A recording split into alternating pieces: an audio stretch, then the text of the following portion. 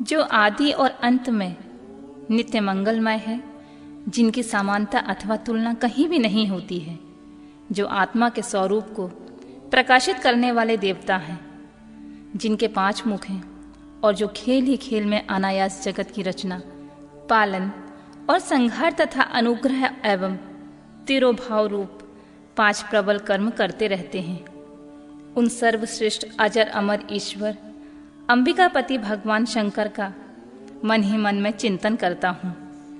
व्यास जी कहते हैं, जो धर्म का महान क्षेत्र है और जहाँ गंगा जमुना का संगम हुआ है, उस परम पावन प्रयाग में जो ब्रह्मलोक का मार्ग है, सत्य व्रत में तत्पर रहने वाले महातेजस्वी महाभाग महात्मा मुनियों ने एक विशाल यज्ञ का आयोजन किया है। उस ज्ञान यज्ञ का समाचार सुनकर पौराणिक शिरोमणि व्यास शिष्य महामुनि सूत जी वहां मुनियों का दर्शन करने के लिए आए।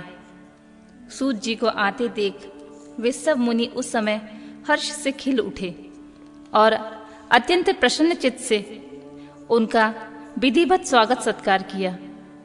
तत्पश्चात उन प्रसन्न महात्माओं ने उनकी विधिवत स्तुति कर विनयपूर्वक हाथ जोड़कर उनसे इस प्रकार कहा, सर्वज्ञ विद्वान रोमहर्षण जी, आपका भाग्य बड़ा भारी है। इसी से आपने व्यास जी के मुख से अपनी प्रसन्नता के लिए ही संपूर्ण पुराण विद्या प्राप्त की है। इसीलिए आप आश्चर्य स्वरूप कथाओं के भंडार हैं। ठीक उसी तरह जैसे रत्नाकर समुद्र में बड़े बड़े सारभूत रत्नों का आगार है।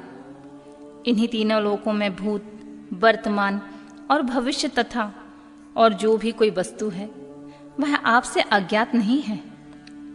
आप हमारे सौभाग्य से इस यज्ञ का दर्शन करने के लिए यहाँ पधार गए हैं। इसी व्यास से हमारा कुछ कल्याण करने वाले हैं, क्योंकि आपका आगमन निरर्थक नहीं हो सकता।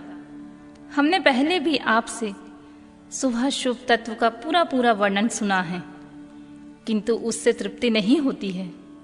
हमें उसे सुनने की बारंबार इच्छा होती है। उत्तम बुद्धि वाले सूत जी, इस समय हमें एक ही बात सुननी है। यदि आपका अनुग्रह ही हो तो गोपनीय होने पर भी आप उस विषय का वर्णन करें।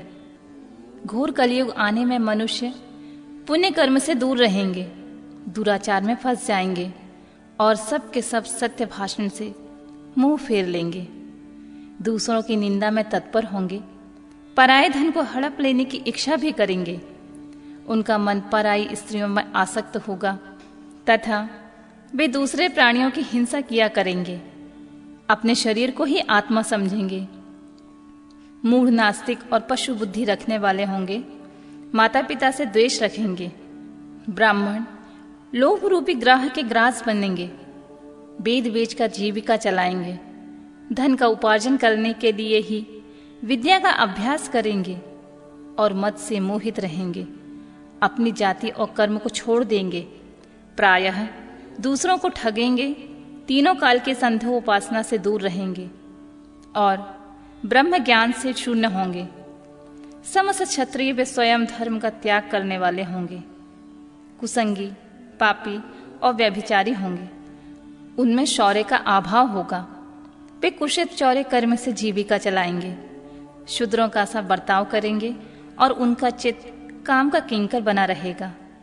वैश्य संस्कार भ्रष्ट, सर्वधर्म त्यागी, कुमार्गी, धनोपार्जन परायण तथा नाप तौल में अपने कुसित वृद्धि का परिचय देने वाले होंगे। इसी तरह शूद्र ब्राह्मण भी आचार से तत्पर होंगे। उनकी आकृति उज्जवल होगी, अर्थात वे अपना कर्म धर्म छोड़कर उज्जवल वेशभूषा से विभूषित होकर व्यर्थ घूमेंगे। वे स्वभावतः ही अपने धर्म का त्याग करने वाले होंगे। उनके विचार धर्म के प्रतिकूल होंगे और वे कुटिल और द्विज निंदक होंगे। यदि धनी हुए तो कुकर्म में लग जाएंगे, विद्वान हुए तो वाद विवाद करने वाले होंगे। अपने को कुलीन मानकर चारों वर्णों के साथ वैवाहिक संबंध स्थापित करेंगे, समस्त वर्णों को अपने संपर्क से भ्रष्ट करेंगे। वे लोग अपने अधिकार सीमा से बाहर जाकर द्विजोचित सत्कर्मों का अनुष्ठान करने वाले होंगे। कलयुग में स्त्रियां प्रायः सदाचार से भ्रष्ट और पति का अपमान करने वाली होंगी। सास ससुर से द्रोह करेंगी, किसी का भय नहीं मानेंगी, मलिन भोजन करेंगी, कुत्सित हाव भाव से तत्पर होंगी।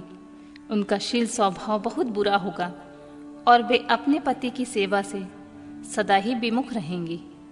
सूत जी, इस तरह जिनकी बुद्धि नष्ट हो गई है, जिन्होंने अपने धर्म को त्याग दिया है, ऐसे लोगों को इंद्रलोक एवं परलोक में उत्तम गति कैसे प्राप्त होगी? इसी चिंता से हमारा मन सदा व्याकुल रहता है। परोपकार के समान कोई दूसरा धर्म नहीं है, अतः जिस छोटे से उपाय से इन सब पापों का तत्काल नाश हो जाए, उसे इस समय कृपा पूर्वक बताइए, क्योंकि आप समस्त सिद्धांतों के ज्ञाता हैं।